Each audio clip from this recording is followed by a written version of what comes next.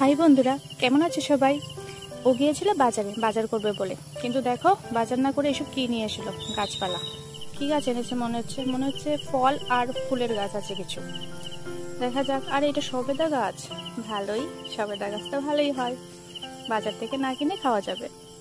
সবেদা গাছটা বেশ ভালোই আছে, বলেছে ওনাকে এই গাছটাকে 200 টাকা করে এনেছে।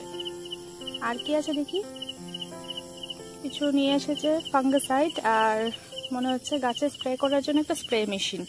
বাকি আর কি এনেছে, এটা পত্তলিকার গাছ। এই পত্তলিকাটা পিঙ্ক আর হোয়াইটের মিক্সচার, আর একটা আছে হোয়াইট। আর আমার ঘরে আরেকটা আছে, সেটা হলো পিঙ্ক কালার, একদম পিঙ্ক। পত্তলিকা গাছগুলো ভীষণ সুন্দর হয়, এগুলো যদি কাটিং করে লাগানো যায় তাহলেও ভালো করে গ্রো হয়। তো আমি ভাবছি এগুলোকে একটা বনসাইয়ের মতো তৈরি করে লাগাবো বাড়িতে। আর কি নিয়ে এলো, জবা গাছ। এটা কি কালারের জবা হবে জানি না, কারণ ফুল ফুটে নেই, বলতে পারি না, কিন্তু মনে হচ্ছে ভালোই হবে। জবা গাছটাও বেশ ভালোই আছে। এটা নিচে 100 টাকা করে।